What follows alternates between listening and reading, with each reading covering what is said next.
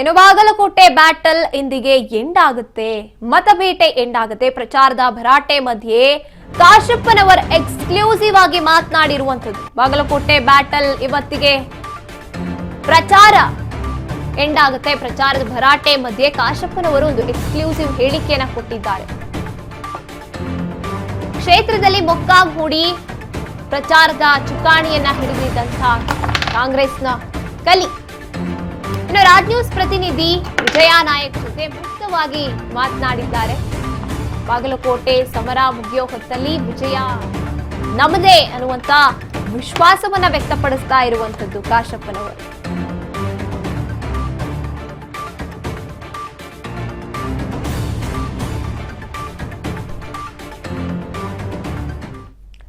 ಇನ್ನು ಇದೇ ವಿಚಾರವಾಗಿ ನಮ್ಮ ಪ್ರತಿನಿಧಿ ಚಿಟ್ಚಾಟ್ ಅಂದ್ರೆ ಅವ್ರ ಜೊತೆ ಮಾತುಕತೆಯನ್ನ ನಡೆಸಿದ್ದಾರೆ. ಏನ್ ಹೇಳ್ತಾ ಇದ್ದಾರೆ ಬನ್ನಿ ನೋಡ್ತಾ ಹೋಗೋಣ.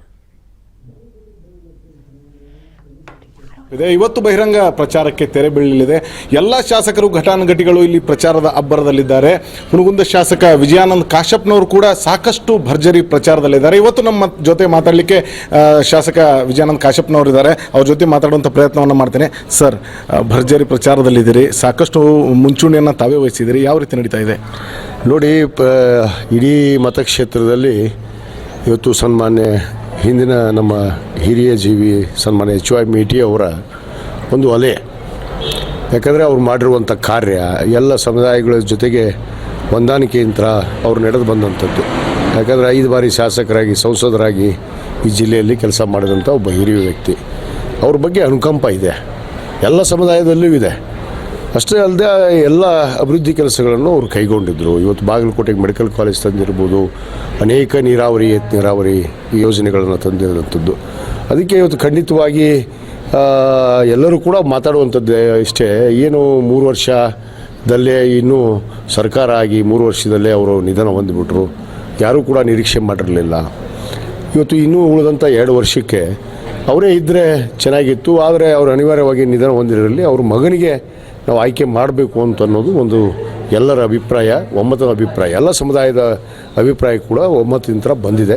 ಖಂಡಿತವಾಗಿ ಅವರು ಗೆದ್ದೇ ಗೆಲ್ತಾರೆ ಅನ್ನೊಂದು ಮಾತನ್ನು ನಾನು ಈ ಸಂದರ್ಭದಲ್ಲಿ ಹೇಳಕ್ಕೆ ಇಚ್ಛೆಪಡ್ತೀನಿ. ಒಂದು ಕಡೆ ಕಾಂಗ್ರೆಸ್ ಮತ್ತು BJPಗಳ ಆರೋಪ ಪ್ರತ್ಯಾರೋಪಗಳು ಕೇಳಿ ಬರ್ತಾ ಇದ್ದಾರೆ. ಆದರೆ ಬಾಗಲಕೋಟೆ ಚುನಾವಣೆಯಲ್ಲಿ ಜಾಸ್ತಿ ಕೇಳಿ ಬರ್ತಾ ಇರೋದು ಯತ್ನಾಳ್ ಮತ್ತು ಕಾಶಪ್ಪನವರ ಮಾತುಗಳು. ಇದ್ರ ಬಗ್ಗೆ ಏನು ಹೇಳ್ತೀರಿ? ನೋಡ್ರಿ, ಯತ್ನಾಳ್ ಒಬ್ಬ ಪಕ್ಷದಿಂದ ಉಚ್ಚಾಟನಾದಂಥ ವ್ಯಕ್ತಿ.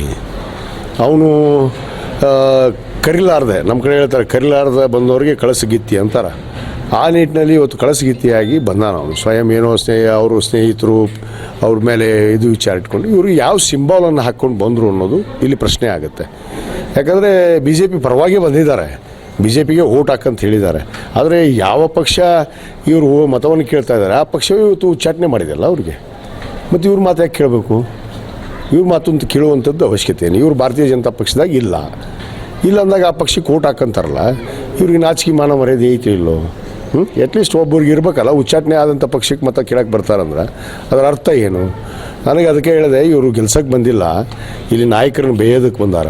ಕಾಶಪ್ಪನವ್ರನ್ನ ಬೇಯಕ್ಕೆ ಬಂದಾರ, ಶಿವಾನಂದ ಪಾಟೀಲ್ನ ಬೇಯಕ್ಕೆ ಬಂದಾರ, ಮುಖ್ಯಮಂತ್ರಿಗಳನ್ನ ಬೇಯಕ್ಕೆ ಬಂದಾರ. ಈ ರೀತಿ ಅನೇಕ ನಾಯಕರನ್ನ ತೆಗಳೋದಕ್ಕೆ. ಇದು ಶಾಸಕ ವಿಜಯಾನಂದ್ ಕಾಶಪ್ಪನವರವರ ಮಾತುಗಳು.